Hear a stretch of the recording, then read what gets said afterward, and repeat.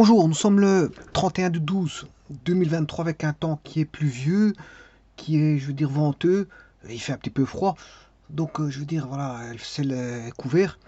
Je peux vous dire qu'en ce 31 décembre 2023, qui est le dernier jour de l'année, bien sûr, vous l'aurez compris, on va voilà, accueillir les festivités du Nouvel An ce soir. Et donc, c'est là l'ambiance généralisée de ce qui peut, voilà, de ce qui se produit, ce qui est en train de se produire, je veux dire, en ce 31 décembre 2022, avec les gens qui font les préparatifs, bon, bien sûr, des festivités du Nouvel An. Alors ici, c'est une vidéo qui va être extrêmement importante pour ceux qui étudient les systèmes automatisés, les automatismes. Ils sont, bien sûr, dans leurs études où certaines personnes veulent comprendre euh, le B à bas, je veux dire, des automatismes, eh bien, il faut passer par ce cadre qui est ici. C'est un cadre, je veux dire, fondamental pour bien entrevoir, comprendre les choses dans les systèmes automatisés. C'est un B à bas, ça veut dire, c'est un point de départ pour comprendre les choses. Alors, de quoi s'agit-il? Eh bien, c'est une analogie euh, très importante qui permet de comprendre beaucoup de choses. Une analogie des systèmes entre systèmes. Entre systèmes. Alors, c'est pas un système particulier, c'est un système généralisé. Dans ce système généralisé, je vais prendre voilà, des éléments particuliers. Alors, je vais tenter de me faire comprendre. Quand je dis système généralisé, c'est un système mécanique. Alors particulier parce qu'il comprend quelques composants. Alors, je ne vais pas en mettre beaucoup. C'est un système mécanique composé, bien sûr, il est composé de 4 éléments, mais vous pouvez faire des montages à l'infini. Hein. Hein, c'est comme vous prenez des chiffres. Si je prends 4 chiffres, on va prendre 4 chiffres. Avec 4 chiffres, on peut. Voilà, je prends le 1, le 2, le 3, le 4. 4 chiffres. Avec le 1, 2, 3, 4, on peut faire une infinité de nombres. Hein. Voilà, on peut faire 1, 2, 3, 3, 1, 2, 2, 2, 1, 4, 3, 2, 1, 3. Voilà, je peux avoir 2, 4, 3, 1, 2, 3, 4. 3, 1, 2, 4, 2, 3, 1. Voilà. Donc, ce qui veut dire que ici, le système avec 4 composants, il sera infini. Il sera infini. Voilà, vous pouvez imaginer, je veux dire, une infinité voilà, de composants montés, mécaniques montés entre eux, avec 4 composants. Alors les codes composants, je vais les montrer, c'est lesquels. Donc à partir de 4 composants qui sont 4 éléments particuliers que je vais montrer dans un petit instant, qui constituera un système mécanique, parce qu'avec ces 4 composants, on va monter un système mécanique.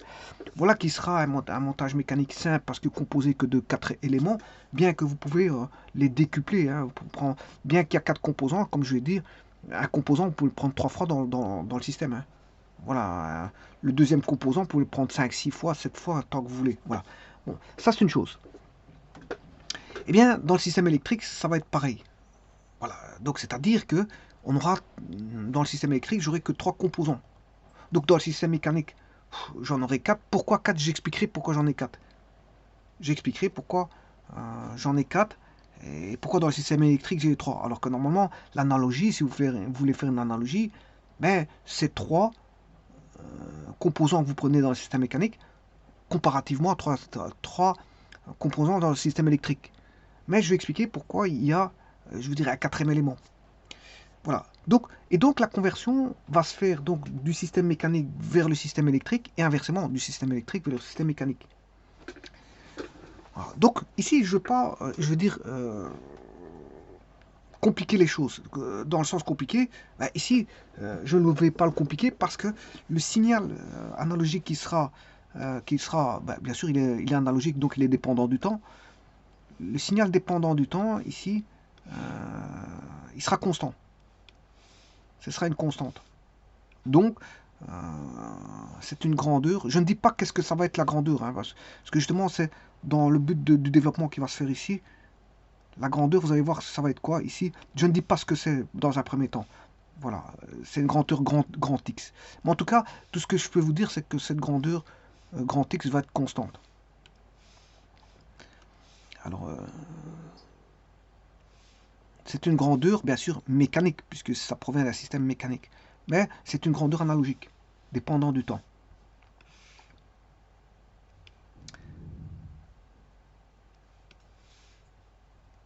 Donc elle est continue. Voilà, c'est une grandeur, je veux dire, G, grandeur mécanique, qu'on verra par après. Alors, bien sûr, de l'autre côté, je ne veux pas compliquer les choses non plus, puisque je ne vais pas prendre un système avec du transitoire, voilà, qui répond à un signal compliqué. Voilà, au départ, je vais tout simplement rentrer un signal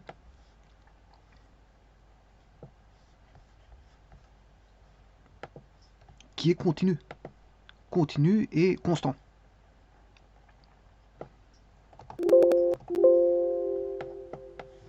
Et la différence entre les deux, c'est que l'un, ce sera une grandeur mécanique, et l'autre une grandeur électrique, constante.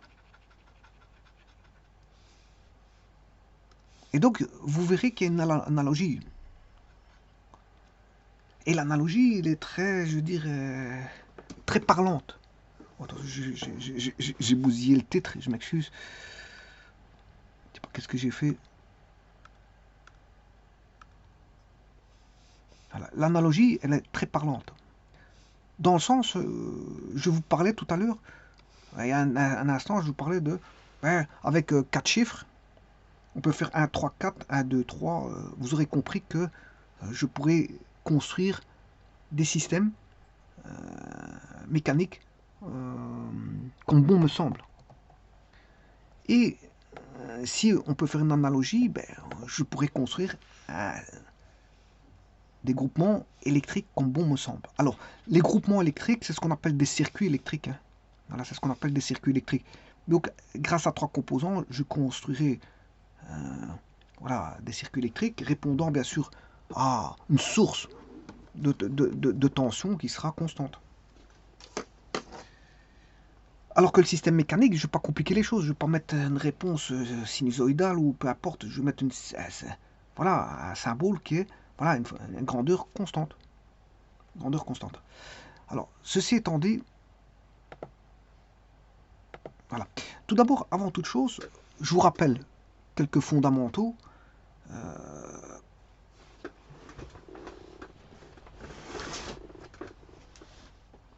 Voilà, que vous avez en face de vous. Donc ici, le couple moteur, c'est une proportion de la vitesse angulaire, plus une proportion de la vitesse angulaire. Oui, je m'excuse. C'est une proportion de l'accélération angulaire, parce que oméga prime, c'est l'accélération angulaire. Plus une proportion de la vitesse angulaire qui est oméga. Alors la dérivée d'oméga, c'est l'accélération. Hein. La dérivée de la vitesse angulaire, c'est l'accélération. Et bien sûr, une proportion de θ, que je peux écrire, le couple moteur peut s'écrire alpha dθ carré sur dt carré, qui est la dérivée seconde de θ par rapport au temps. Il faut dériver bien sûr 2 fois. Plus une proportion de la vitesse étant dθ sur dt plus gamma θ. Voilà. Et donc ça, c'est une équation fondamentale qu'on retrouve en mécanique qui est, quand je dis bien fondamentale, c'est fondamental. C'est-à-dire qu'on la retrouve dans les systèmes mécaniques où il y a bien sûr une rotation. Parce qu'ici, il s'agit bien sûr d'une rotation. Alors, ne perdez pas de vue que tout à l'heure, j'ai dit qu'il y a 3 composants. 3 composants en électricité, ici. Normalement, pour avoir une analogie, il faut 3-3. Je fais une analogie d'un composant avec un autre. Un composant électrique avec un composant mécanique. Ou un composant mécanique avec un composant électrique, parce que ça va dans les deux sens. N'oubliez pas que ça va dans les deux sens. Un composant électrique, mécanique avec un composant électrique, et un composant électrique avec un composant mécanique, ça va dans les deux sens. Hein. L'analogie, elle se fait dans les deux sens. Mais je vous ai dit au départ que, ici, bon, je prendrai 3 composants, vous devez entrevoir déjà ce que c'est que ces composants-là, mais là, j'ai dit que je prenais 4 composants, et non pas 3. Alors pourquoi 4 et non pas 3 alors que l'analogie se fait avec 3 Vous allez voir. Alors, première chose, ce que je vois ici, c'est la rotation.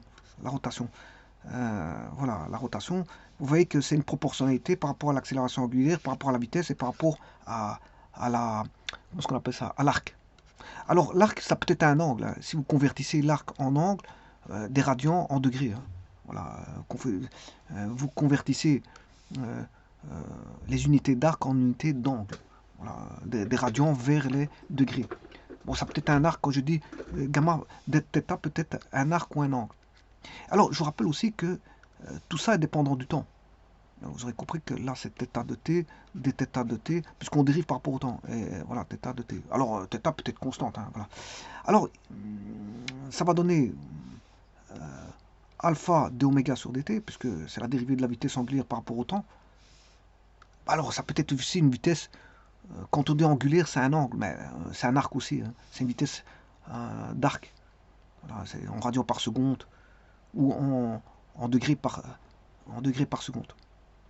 Alors, bêta, c'est une constante, fois oméga. Oméga étant la vitesse et θ étant le... Alors, on peut écrire avec des points. Hein. Je vous rappelle qu'on peut écrire Cm est égal à alpha θ 2 points de t, bien sûr, θ 2 points de t. Alpha θ 2 points de t plus bêta θ point de t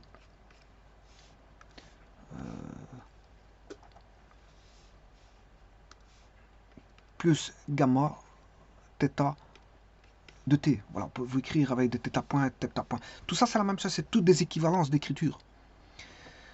Voilà. Et donc, vous aurez compris qu'on a une équation différentielle du second ordre. Alors, si je prends celle-ci, c'est une équation différentielle du second ordre. Alors, on peut écrire par rapport à une équation différentielle du premier ordre, mais alors à ce moment-là, vous devez écrire par rapport à oméga. Par rapport à oméga. Alors, là, elle est du second ordre, mais là, elle est du premier ordre, parce que si vous l'écrivez par rapport à oméga. Alors, si j'écris par rapport au second ordre, voilà, donc ici, la composante du premier ordre, elle est là. Et après, vous rajoutez le second ordre qui est J dθ. Alors, alpha, bêta, gamma, on connaît, hein, puisque J, c'est l'inertie. Vous comprendrez qu'on est en rotation ici. Vous savez très bien qu'on est en rotation. C'est le couple, c'est en rotation. Hein. On parle de couple en rotation. On parle de couple en rotation. Voilà, parce qu'en translation, on parle de force. On parle de force en translation et on parle de couple en rotation. Et donc, en translation, on a F égale ma. Voilà, mais en rotation, on a J des carrés θ sur dt carré. Et donc, vous comprendrez que J, c'est l'inertie qui se calcule. L'inertie se calcule. Bon, qui est une constante. Voilà, en général, c'est une constante. F, ce sont les forces proportionnelles à la vitesse. Généralement, on considère que c'est des frottements. Souvent, c'est des frottements. Et kθ, ça peut être un couple résistant. Ou K est peut-être par exemple une constante de torsion. C'est une constante de torsion. Alors je rappelle que le moment d'un couple de torsion s'écrit. Alors ça c'est un rappel. C'est un rappel. Je rappelle que on écrit le moment d'un couple de torsion s'écrit M. C'est le moment M pour moment. C'est un M ronde. M ronde. Alors j'essaie de l'écrire correctement. M ronde. Voilà, c'est le moment du couple de torsion qui est égal à C qui est le couple de torsion, dépendant de la matière, de l'inertie, tralala, tralala, fois bien sûr un angle donné.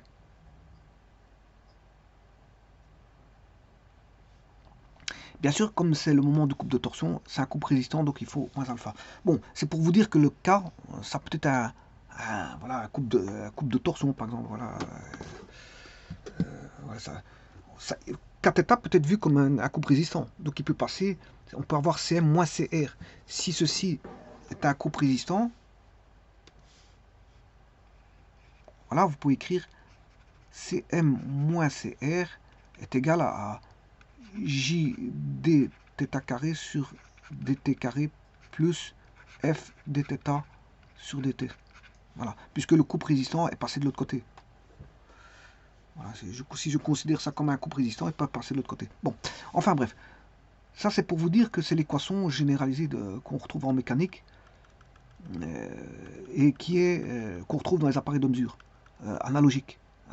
C'est-à-dire avec ce qu'on appelle un équipage mobile et un équipage fixe. Alors, équipage fixe, comme son nom l'indique, c'est fixe.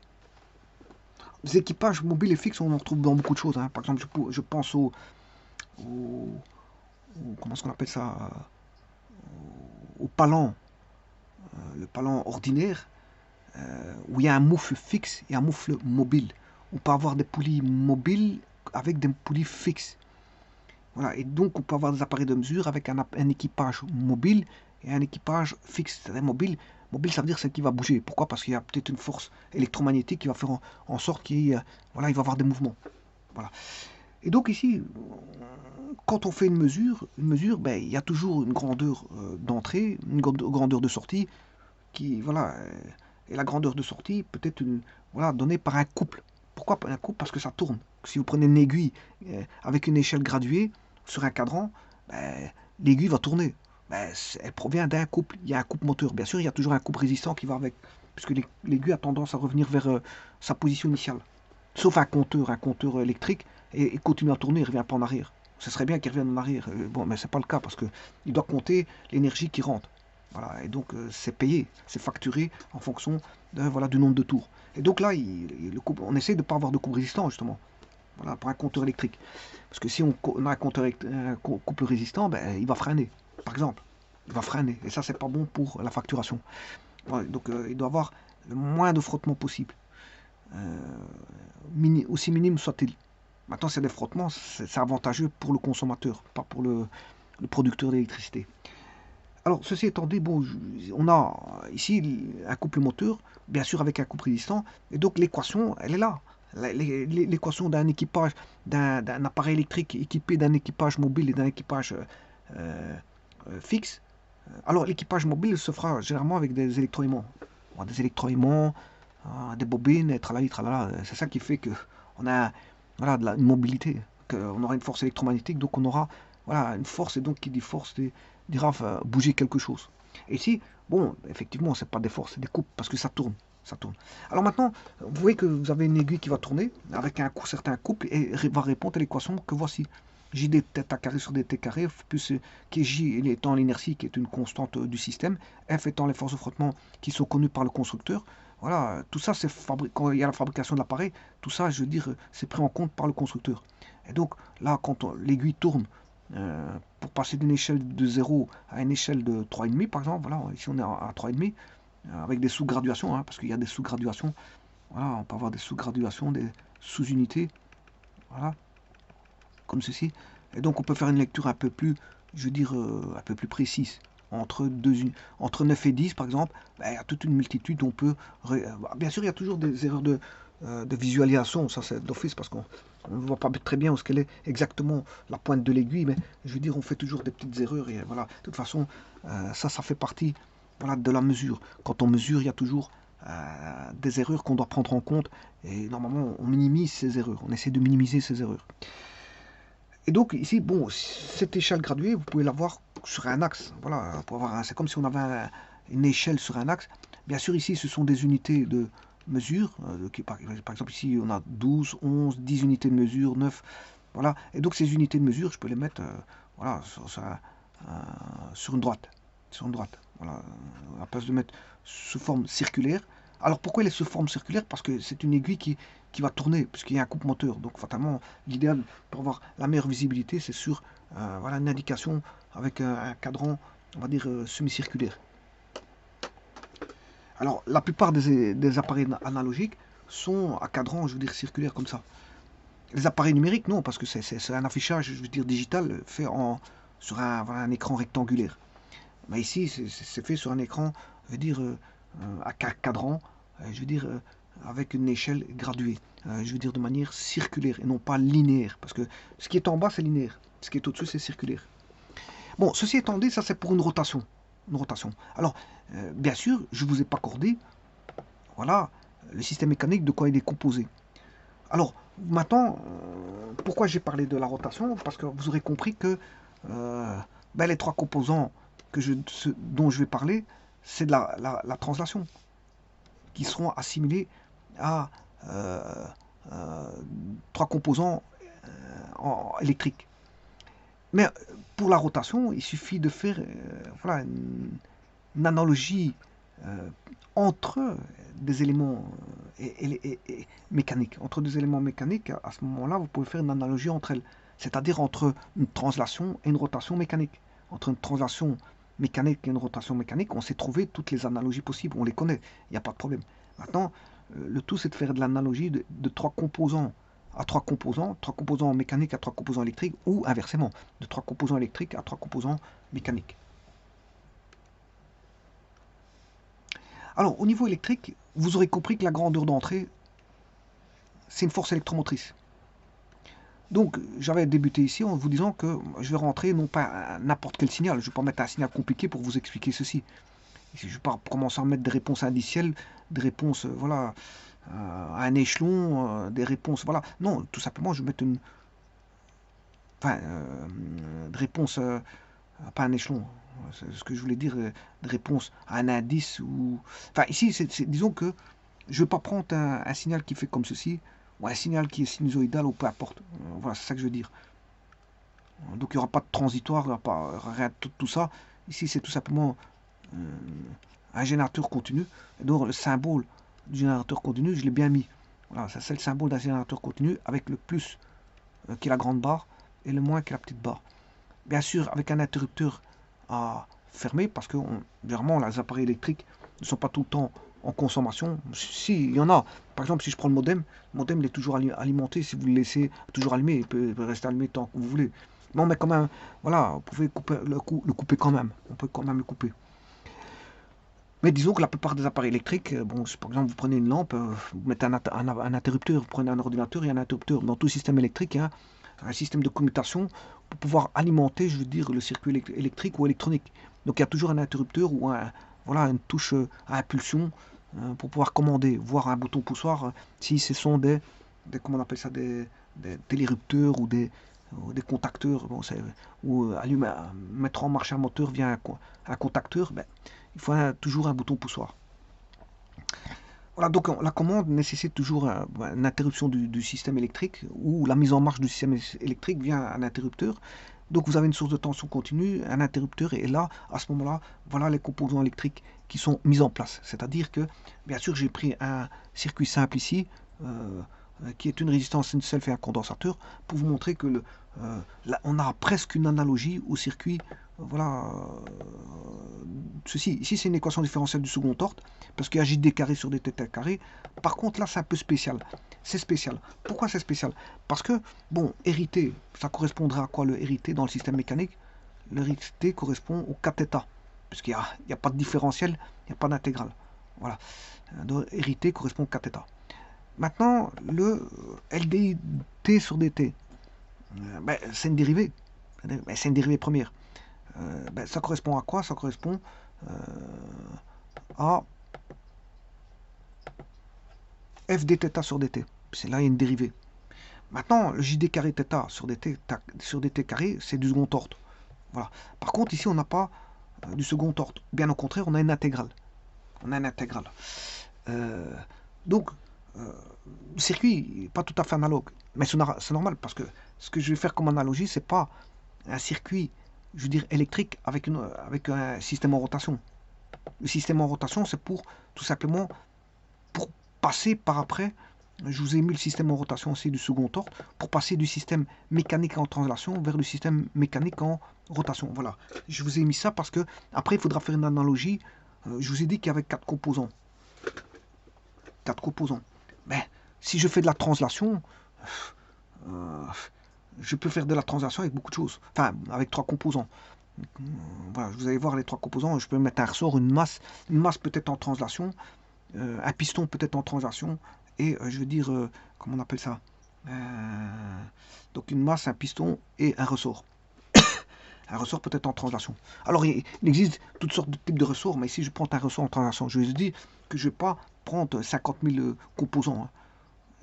Voilà, parce qu'il existe aussi des ressorts en rotation. Ici, je prends un ressort en translation. Voilà, je ne vais pas mettre 50 000 composants. Je vais mettre trois composants en translation. Et une qui va faire de l'analogie, je prends d'un arbre. Un arbre en rotation. Voilà. Donc, les trois composants, je prends un ressort en translation. Donc, conçu pour faire de la translation. Je prends un piston voilà, qui va agir en translation. Et je prends une masse qui va voilà, faire de la translation. Et non pas de la rotation. Donc, c'est déjà beaucoup, hein, trois composants là. Je peux faire beaucoup de circuits avec ça. Beaucoup de circuits électriques. Voilà, avec ces trois composants mécaniques, je peux faire d'innombrables circuits électriques. D'innombrables, hein. Rien qu'avec trois, je vous l'ai dit tout à l'heure. Alors maintenant, si je ramène le couple au travers de l'équation que je vous ai mise ici, ben là, je prendrai un arbre en rotation. Un arbre en rotation permettra de faire le couple ici. Voilà, alors, commençons le système. Tout d'abord, ici, je vous ai dit que je prends un système mécanique, un système en translation, ressort, piston, masse. Voici mes trois composants. Alors, les trois composants, attention qu'ils ne sont pas encore reliés par analogie ici. Hein, je vous dis tout de suite, le but c'est de rechercher l'analogie. Alors, qu'est-ce qui va faire l'analogie? Encore une fois, ce sont les... qu'est-ce qui va faire l'analogie, bien sûr, dans un sens ou dans l'autre? Attention, pas le système de rotation, parce que le système de rotation, ça va être une analogie avec le système de translation. Attention, ça va être une analogie intramécanique, on va dire. Intramécanique. L'analogie va se faire ici, comme ceci. Donc, ce qui veut dire qu'ici, l'analogie va se faire uniquement comme ceci. Attention que il faut savoir à quoi correspond le ressort. Hein. C'est un des trois là, justement. Comment ici, ils sont mis dans le désordre. Ils sont mis dans le désordre. Il n'y a pas de lien. J'ai pas encore fait de lien. Donc bon. Mais qu'est-ce qui va me permettre de faire un lien? Ben, bien sûr, ce sont les équations. Ce sont les équations du système. Alors si c'est un système électrique, c'est les équations du système électrique. Si c'est un système mécanique, c'est les équations du système mécanique. Donc je vais mettre les équations du système. Alors bien sûr, maintenant, je peux faire, ayant une analogie, enfin, ayant fait l'analogie du système mécanique électrique, je peux faire une analogie aussi en interne, en mécanique. Alors bien sûr, je lui ai mis qu'une flèche, mais ça va dans les deux sens. L'analogie se fait toujours dans les deux sens.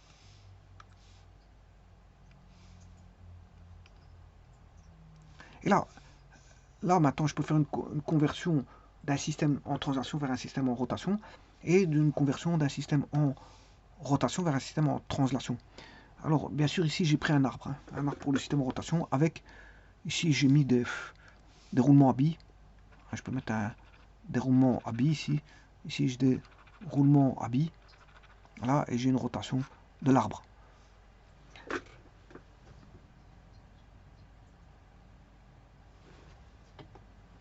Alors, on peut avoir un arbre moteur, hein, c'est-à-dire l'énergie mécanique est produite par, est fournie par un arbre.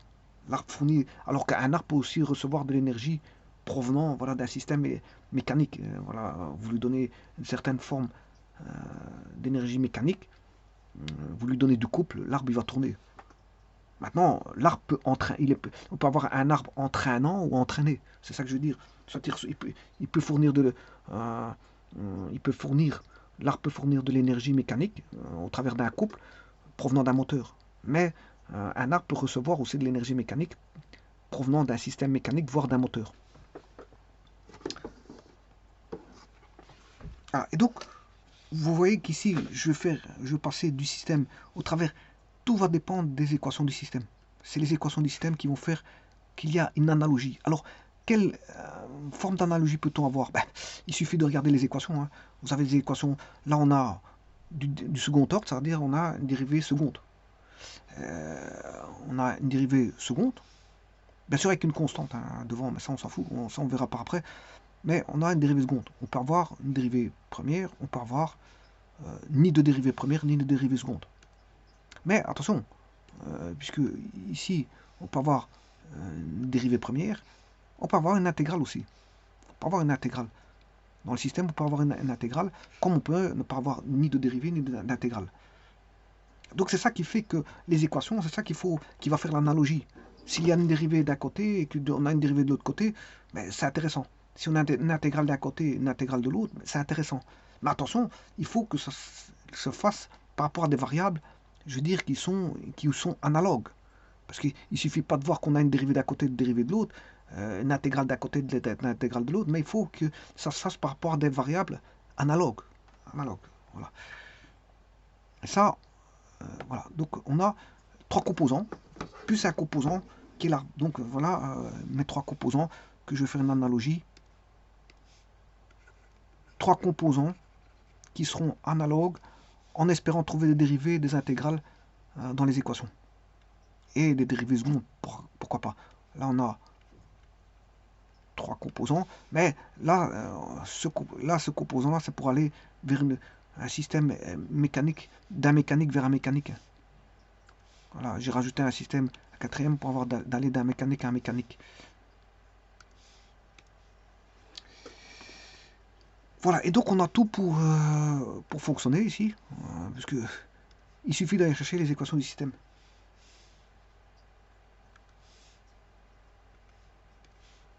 C'est les équations du système qui vont permettre de répondre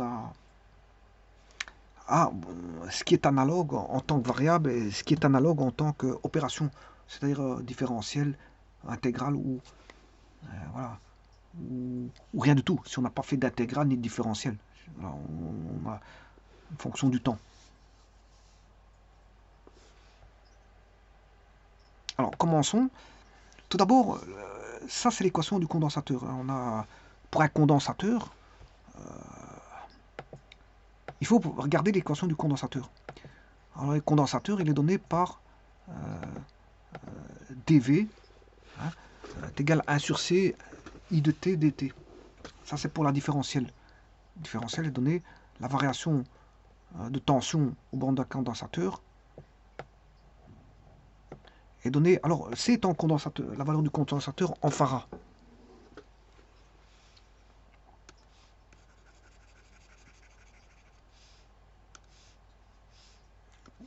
Bon, si c'est un condensateur, il existe des condensateurs où on sait faire varier voilà, la valeur du condensateur.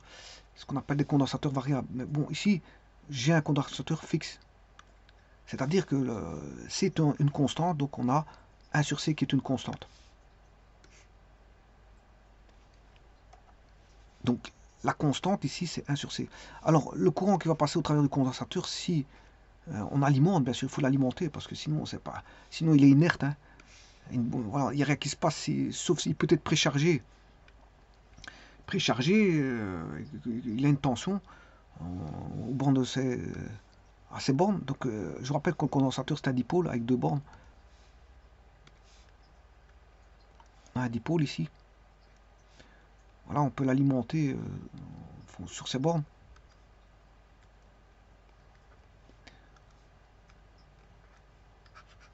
Alors si vous l'alimentez, un courant qui va passer. Hein. Et donc ce courant-là, justement, son équation, c'est dV est égal à 1 sur C intégrale de I dt. Ce qui veut dire que je peux primitiver d'une valeur, si je considère condensateur préalablement non chargé, c'est-à-dire déchargé, la tension initiale est de 0. Voilà, la tension finale vaudra V, une certaine tension que j'appelle V. Donc là, il suffit d'intégrer voilà, 1 sur C I dt dt qui est égal à la tension aux bornes du condensateur, à ces bornes. Alors le 1 sur C, bien sûr, c'est une constante, et donc il peut sortir du signe intégral.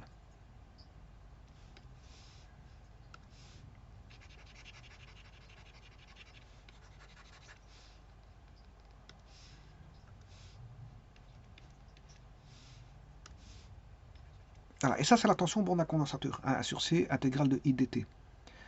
Alors bien sûr, cette équation-là, cette équation-ci, je la ramène ici pour écrire CdV est égal à IT dt. Bon, c'est juste une transformation de formule. Voilà, et donc I de t vaudra quoi CdV sur dt. Alors pourquoi j'ai écrit ça? C'est pour avoir la valeur du l'expression du courant. Comme ça, vous avez l'expression de la tension, vous avez l'expression du courant. Donc vous avez l'expression des grandeurs électriques U et V. Alors la tension ici, je l'appelle V. Hein. La tension, je l'appelle V. Alors je rappelle que C étant une constante, C dV, C dV sur dt. Et en faisant ça, qu'est-ce qui se passe? Ben, vous voyez que le courant, ben, c'est une constante fois une dérivée. C'est la dérivée de la tension par rapport au temps. Donc on a ici l'expression d'une dérivée. On a l'expression d'une dérivée pour le courant. À une constante près qui est le condensateur. Voilà, ça c'est pour l'élément condensateur. Maintenant, si je veux faire une analogie, ici je veux tout retirer parce que c'est vrai que...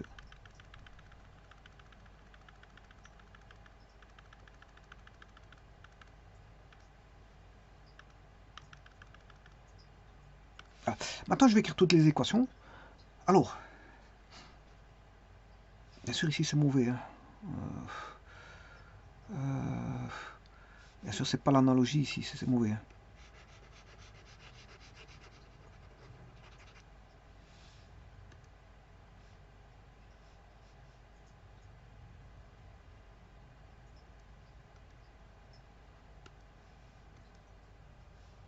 Alors,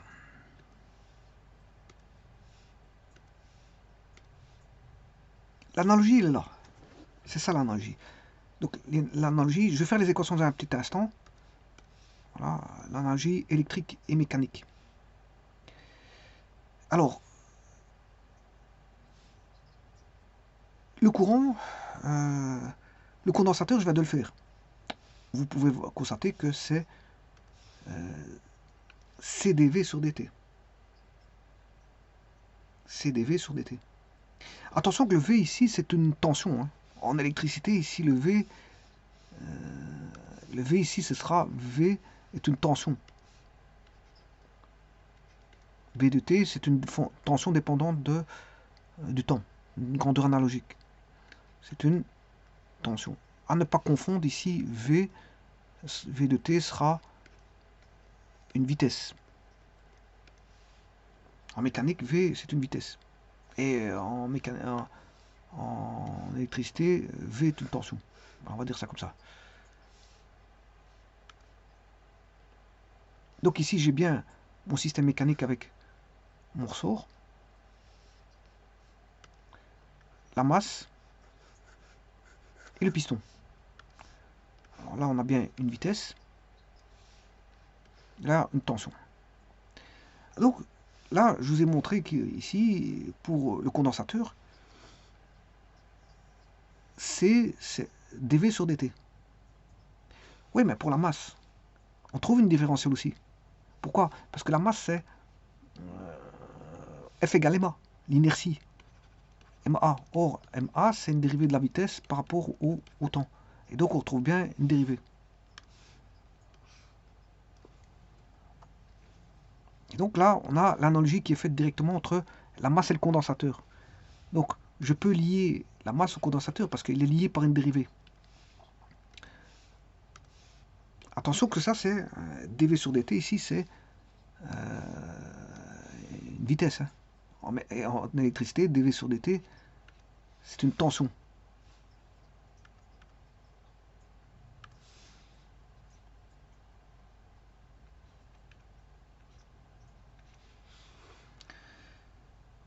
Alors, qu'est-ce qui va relier les deux? Les deux, ben, il y en a, la constante c'est m, la masse qui est ici, et l'autre, la constante, c'est le condensateur.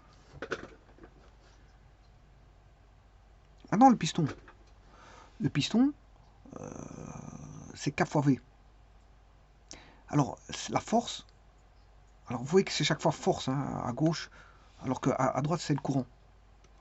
Vous aurez compris qu'ici, l'analogie, la force sera le courant. L'analogie des variables, c'est la force, c'est le courant. en analogie.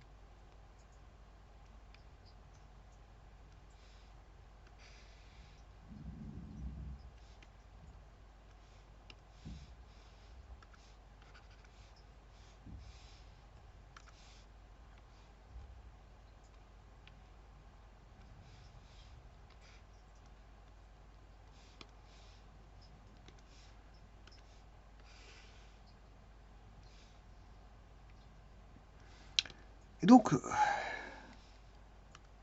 là, le F, je vais changer le K. Le K, bon, le F, c'est K fois V, c'est proportionnel à la vitesse.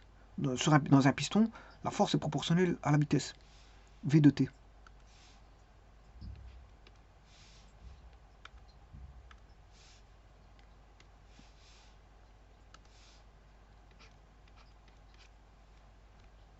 Alors, dans une résistance, on a U est égal à R fois I.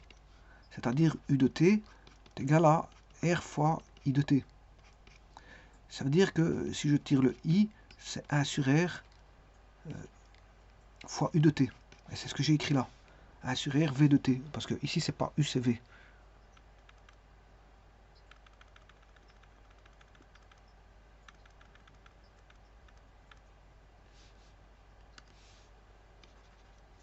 Donc, là, vous voyez qu'il n'y a pas de différentiel.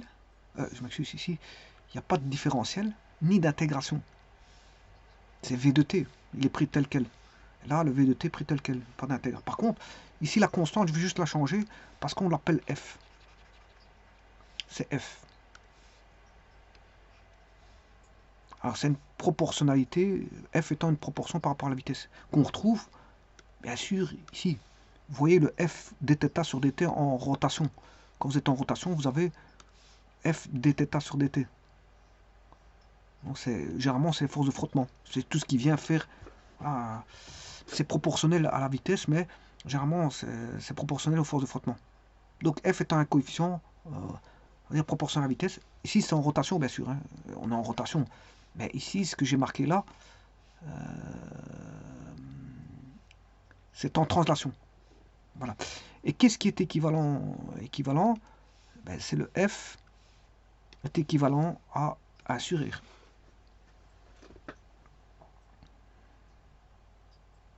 Maintenant, comme j'ai enlevé le K, ici je peux appeler K à la place de K', puisqu'il n'y a plus de K.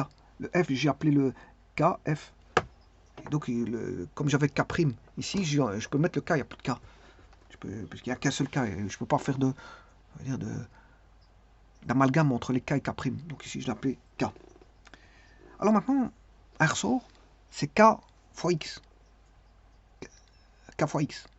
La force est proportionnelle à l'allongement, K étant la constante de raideur du ressort. K étant la constante de raideur du ressort. Et donc, dx c'est l'allongement. Alors, si le ressort, il n'est pas... s'il est au repos, ben, il n'y a rien qui se passe. Par contre, il peut être comprimé ou, je veux dire, tiré, allongé ou comprimé. Voilà, donc là, il y a le dx qui varie. Mais K étant la proportionnalité. Bon, mais ici, il y a juste un petit traitement à faire. Alors, avant toute chose, il y a quelque chose que je voudrais bien modifier. Ouais. Donc, ici, le K fois X, je l'ai. Hein. Pour le système en translation, on a K fois dx. On va dire K fois dx. F, il vaut... Alors, le piston, ça a été fait. C'est K fois V, K fois... Et F, je l'ai appelé F. F fois V. La masse, j'ai bien dit que c'est AMA, c'est MdV sur dt. Voilà. Alors, bon, si je suis en train de traiter donc le système mécanique en translation, c'est-à-dire avec le ressort, F égale K fois delta X ou delta L. K fois delta L ou K fois delta X ou F égale à K fois dx. Voilà. Et donc, si je fais fois dt sur dt, voilà, ça fait K, ça c'est la vitesse, puisque on aura K dx sur dt fois dt, c'est-à-dire kv dt. Voilà, c'est f.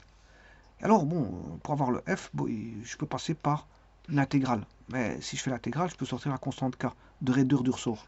Je rappelle que k, c'est la constante de raideur du ressort. Donc, c'est kv dt. Et donc, j'obtiens une intégrale là. J'ai une intégrale. J'ai une intégrale. Donc, je reviens. Donc, ça, c'est une dérivée pour le condensateur. Je reviens ici. Voilà, j'obtiens une intégrale. Donc, la constante de raideur du ressort qui est k dx, j'ai plus besoin puisque je vais aller chercher par rapport à l'intégrale. À l'intégrale. À l'intégrale. Voilà. Donc, analysons les choses ici. Mais j'ai une dérivée, une intégrale, je m'excuse, une intégrale. Voilà, l'intégrale est là. Là, on a une fonction du temps, il n'y a ni d'intégrale ni de dérivée, mais j'ai aussi une dérivée. Donc j'ai une intégrale, une dérivée, et j'ai quelque chose qui n'est pas ni intégré ni dérivé. Bon, c'est intéressant. Alors, la seule chose ici, c'est que la constante, elle vaut k. Constante de raideur du ressort, qui est une constante. Donc vous voyez toutes les constantes qu'il y a. Hein. K, F et M. M est, voilà, la masse.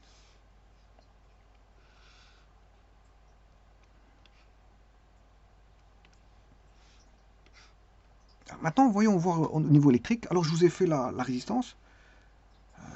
Là, on a bien notre dérivée. Là, notre dérivée, elle est là. On a bien notre fonction V de t qui n'est pas de dérivée. Et il nous reste la self. La self. Alors, je reviens au traitement ici. Je vais effacer ce qu'il faut effacer. Et je vais faire la self. Donc, le condensateur, ça a été fait. La résistance, ça a été fait. Le ressort mécanique, ça a été fait.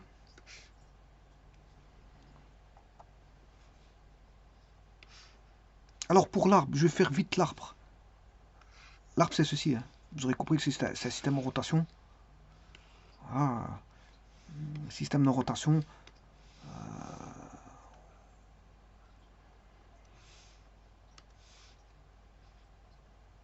Une force est égale à une proportion fois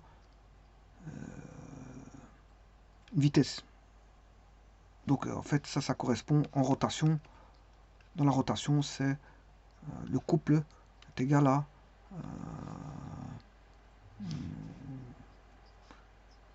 F oméga. C'est celui-ci. F dθ sur dt. F oméga. Voilà pour la rotation. Donc ça, c'est l'équivalent translation-rotation de la force au couple. De la force au couple. Donc une force en translation, ben, ça donne un couple en rotation. Alors le couple, c'est aussi K fois θ. Voilà, mais c'est aussi le couple. Comme je vous ai dit, le couple, ça peut valoir aussi K fois θ.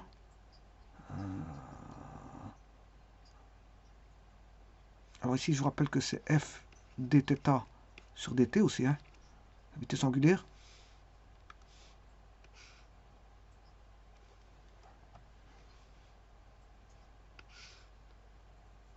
Et un couple peut valoir aussi J de oméga sur dt, qui est égal à J, qui est en l'inertie, dθ sur dt au carré, plus... ouais, voilà. Et généralement, le couple total, c'est la somme des trois, qui est J oméga. J oméga prime. Bon, tout ça, c'est les mêmes écritures, hein, c'est des écritures équivalentes. Voilà. Et donc, là, on peut avoir un couple total qui reprend, le couple total, il reprend J dθ au carré sur dt carré, plus F dθ sur dt plus k fois θ. Voilà, exprimé en θ. Donc si c'est exprimé en θ, vous avez une équation du second ordre. Parce que si c'est exprimé en oméga, vous avez d'oméga qui est oméga prime, hein, sur dt plus f oméga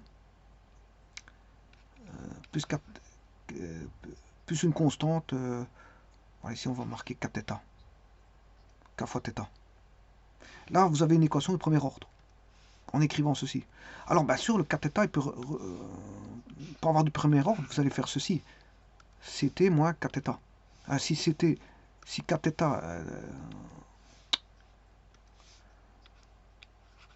kθ peut être considéré comme étant un couple résistant, par exemple. Voilà, si kθ est un couple résistant, s'il est considéré comme couple résistant, vous l'appellerez CR. Donc vous aurez le couple total moins CR. Et généralement, le CT, c'est un couple moteur. On l'appelle couple moteur, CM. Que vous retrouvez par exemple dans un appareil électrique avec équipage mobile et équipage fixe. L'équipage mobile subit ça.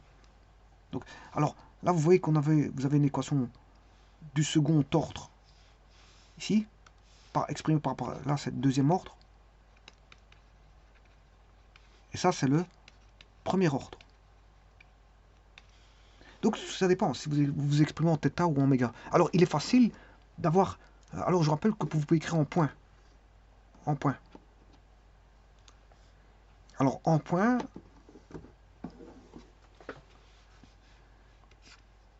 Si j'exprime par rapport à θ, le couple moteur, c'est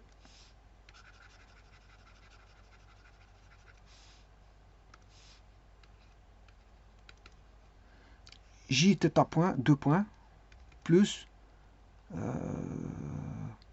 F θ point plus kθ.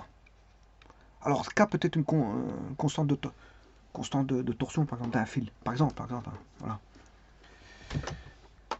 Et donc, il est facile d'avoir à partir de θ, θ point. Il suffit de dériver, on va chercher un dérivateur. Alors, pour avoir θ2 points, je peux l'avoir par rapport à θ, puisque ayant θ point que j'ai dérivé via un dérivateur, je peux aller chercher un autre dérivateur pour, à partir de θ point, faire θ2 points. Et inversement, de θ2 points, je peux avoir θ point en prenant un intégrateur. Et pour passer de θ point à θ, je passe par un intégrateur. Donc, il est facile, à partir de θ, avoir θ point et θ2 points. Et il est facile, à partir de θ point, d'avoir θ2 points. Maintenant, on peut avoir un prélèvement direct de θ point, θ2 points. Par exemple, je mets un capteur d'accélération. Je vais avoir directement voilà, le signal en présence, je l'ai capté directement dans du système. Voilà. Et donc ça, c'est au niveau rotation. On peut faire des analogies translation-rotation sans aucun problème. Donc ça, c'est en intra-mécanique, système intramécanique.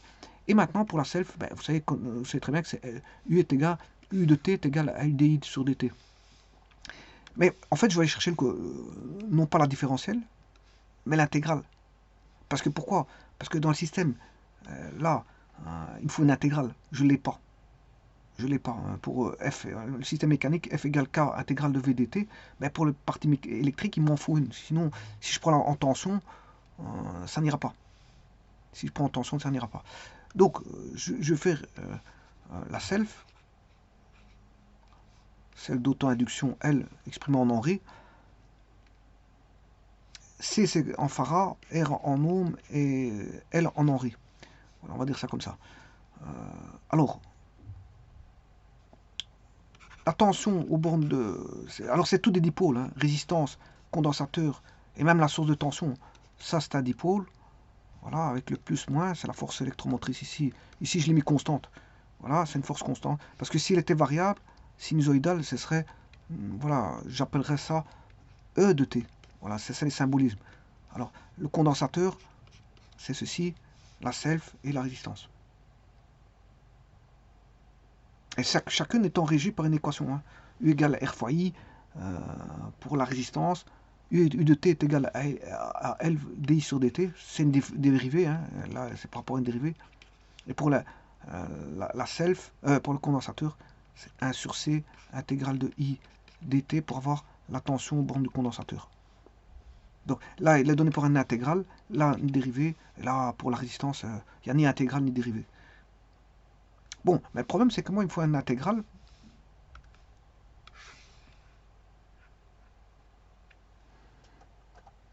Alors, pour avoir une intégrale par rapport à U de t est égal à L étant le coefficient d'auto-induction, L qui est constante ici, dans ce cas-ci, dI sur dt, ben, on a U de t dt est égal à L dI de t. Voilà, et vous avez si je vais chercher 1 sur L, U de t dt est égal à dI dt. Je vais chercher l'intégrale pour, voilà, de I0 égale par exemple 0 à I à l'instant t donné. Voilà, là à ce moment il faut intégrer ceci. Donc là j'aurai la valeur du courant I de t, qui est 1 sur L U de t dt.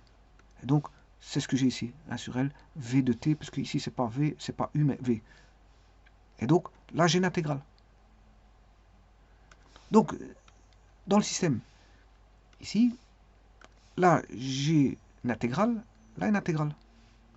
Là, j'ai rien du tout, pas d'intégrale ni de dérivée. J'ai rien du tout, pas d'intégrale ni de dérivée. Là, j'ai une dérivée, là, j'ai une dérivée, et voilà. Donc, l'analogie, elle est faite. Donc, ici, intégration, intégration. Rien du tout, rien du tout. Dérivée, dérivée. Eh ben, j'ai tous les éléments. Donc, j'ai une intégrale, dérivée, et rien du tout. Et donc, l'analogie, vous aurez compris que c'est entre, en faisant, voir qu'est-ce qu'on a une intégrale d'un côté, voir qu'est-ce qu'on a une intégrale de l'autre, ben, vous force à voir que vous avez une analogie entre f et i de t. Et qu'il y a une analogie entre la vitesse et la tension. Et F étant la force. Alors, si c'est en système de translation, de rotation, il n'y a pas de problème. Parce que F, je peux le traduire en un couple. F, je peux le traduire en un couple. Et donc, toutes les analogies sont là. Alors, le K vaudra 1 sur L. Le K vaudra 1 sur L. Le F vaudra 1 sur R. Et le M vaudra le condensateur. Et donc, je peux, à partir d'un schéma mécanique, je peux créer un schéma électrique.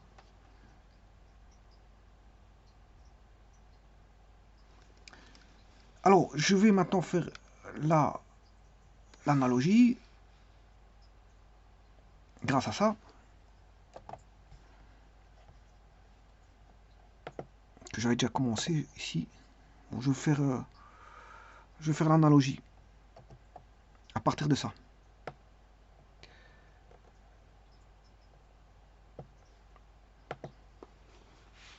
Donc, qu'est-ce qu'on pourrait dire?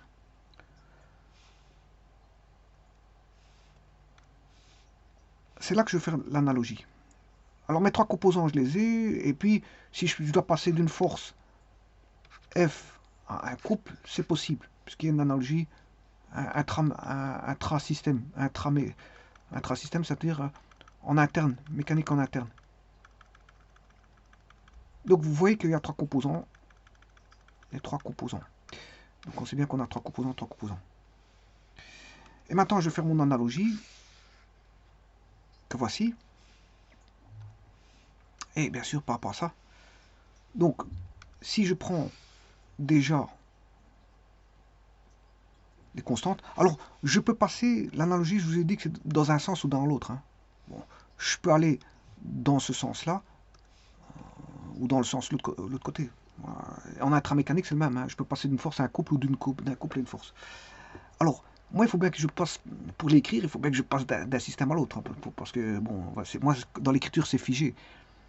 Donc je vais passer, moi je vais faire de l'électrique, je vais choisir de l'électrique vers le mécanique. Bon, je vais aller dans ce sens-là, de l'électrique mécanique. Donc je vais mettre toutes mes grandeurs.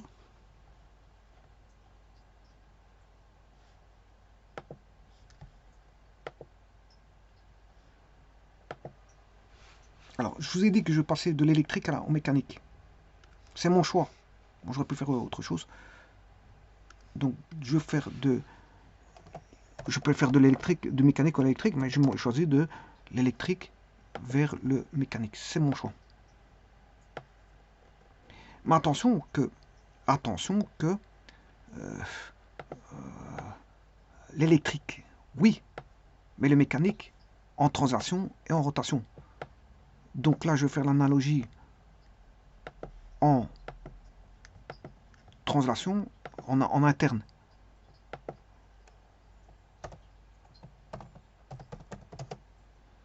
Alors, mécanique, tension, c'est en translation. Alors, ça va dans les deux sens, hein, de translation vers la rotation ou de la rotation vers la translation. Donc, je mettrai une double flèche.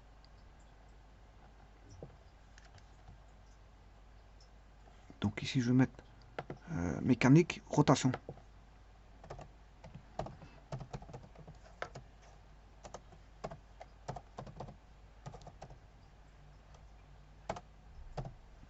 Alors, mes doubles flèches, je vais les mettre maintenant. Je peux aller de l'électrique vers le mécanique et du mécanique vers l'électrique. Et il en sera de même pour le système intra, le système interne, mécanique. Je pourrais passer voilà, d'un système mécanique en translation vers un système mécanique en rotation. Donc ici, je vous rappelle que c'est en interne. On ne passe pas d'un système, je veux dire, complètement différent. C'est du mécanique. Mécanique translation, mécanique rotation, c'est de la mécanique. Alors que là, c'est complètement différent, c'est de l'électrique. Alors j'ai décidé de passer de l'électrique vers la mécanique. Alors qu'est-ce qu'on a comme grandeur? On a en grandeur électrique, on a I de T, on a U de T, on a la résistance, la self et le condensateur. À quoi correspond le courant?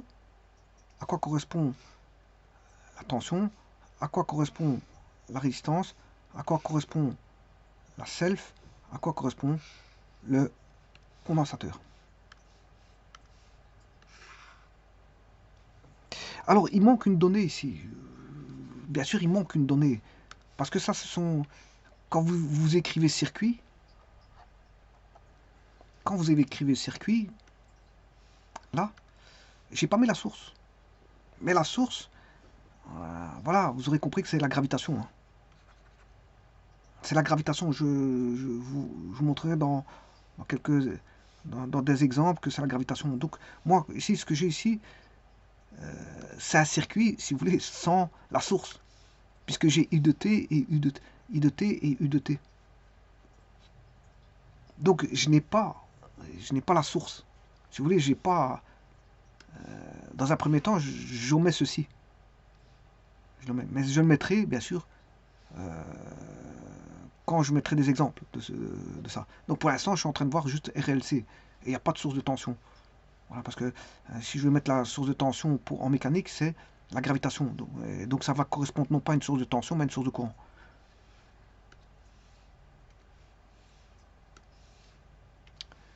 Donc là, la correspondance, le I, ben, il suffit d'aller voir le schéma.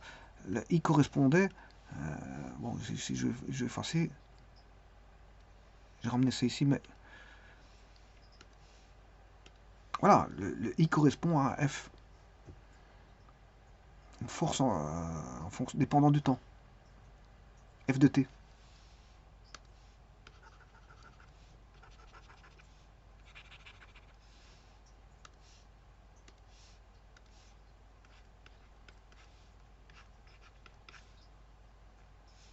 Attention que aussi j'ai oublié tous mes égales.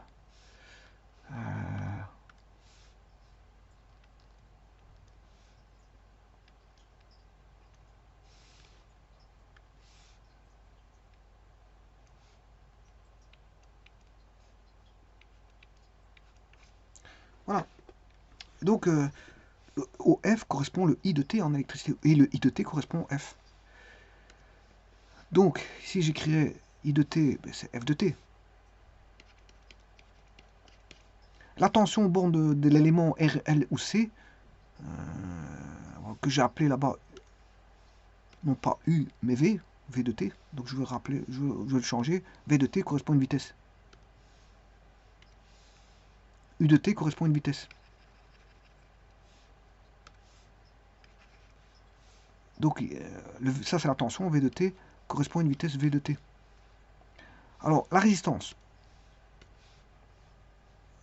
1 sur R correspond à F. Si 1 sur R correspond à F, R correspond à 1 sur F, qui sont les forces voilà, proportionnelles à la vitesse. Voire, bon, on peut avoir des forces de frottement. La self. 1 sur L correspond à K, la constante de raideur du ressort. Donc vous voyez qu'ici, un ressort correspond à une self, à un piston correspond à une résistance, et à une masse correspond à un condensateur.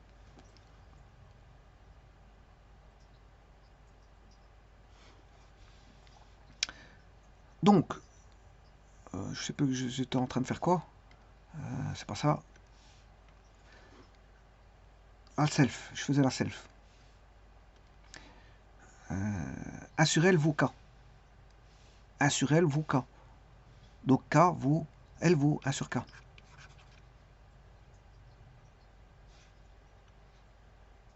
Et le condensateur, ben, ça correspond à la masse. M vaut C. Là, vous avez la correspondance. Électricité mécanique. Maintenant, je vais faire la correspondance en rotation, en interne. Et en interne, bien sûr, c'est ceci. Non, pas ceci. En interne, c'est ceci.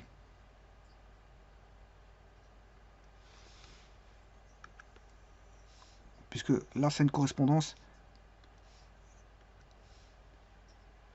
extérieure.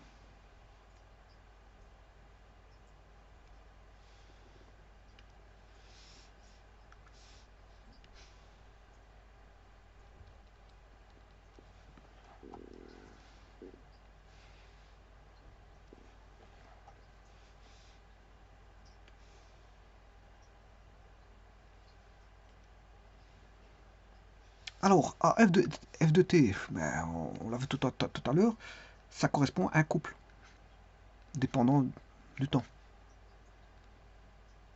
À une vitesse linéaire V de T correspondant à une vitesse angulaire oméga de T. C'est tout dépendant du temps, hein, donc c'est des fonctions analogiques. Ah. R correspond à 1 sur F, mais c'est une proportion aussi de la vitesse, parce que je vous rappelle, F est égal à F, la force est égale à une proportion F fois la vitesse. Et dans un couple, le couple peut être proportionné aussi à la vitesse, c'est-à-dire dθ sur dt, F dθ sur dt. Alors, si vous vous rappelez, là ça correspond, ça c'est l'électrique, là c'est F dθ sur dt. Voilà, c'est le groupement que vous avez ici.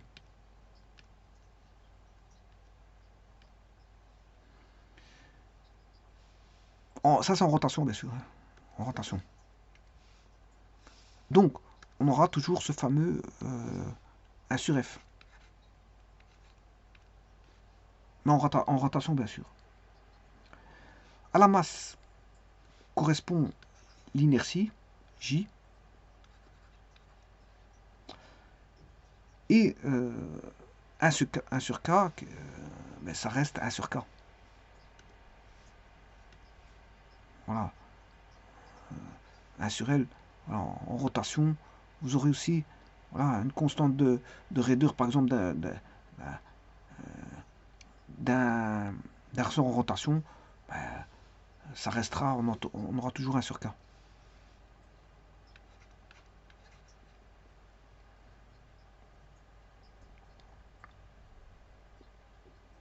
Voilà, et donc l'analogie, ça c'est l'analogie interne, mécanique, et ça c'est la partie du domaine de l'électricité. Et donc vous voyez l'analogie qui est faite, qui peut être faite. Alors je vous rappelle que θ, dans le θ ici, ça c'est le circuit électrique, en rotation, le θ c'est une position angulaire. Hein.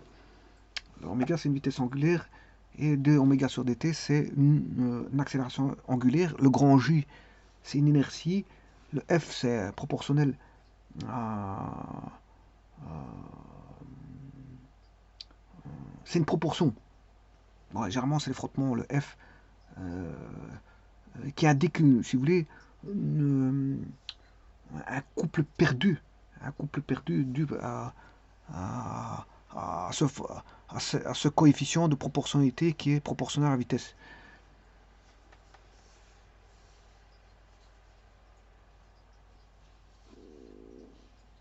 Et donc, vous voyez que quand un corps est en mouvement, ben, il a déjà voilà, des coefficients qui leur sont propres. Notamment s'il y a une accélération, il y aura le J qui va intervenir au travers de l'inertie. S'il y a une certaine vitesse qui est acquise, ben, il y aura des forces, je veux dire, qui vont s'opposer à la vitesse. Voilà.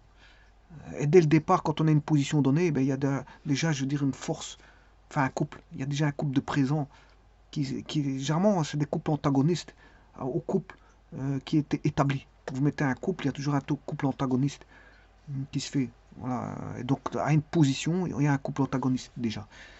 Ouais.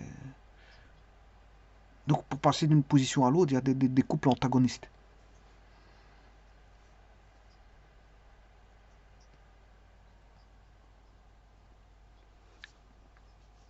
Et donc, vous voyez ici, grâce à ça, on peut créer des systèmes.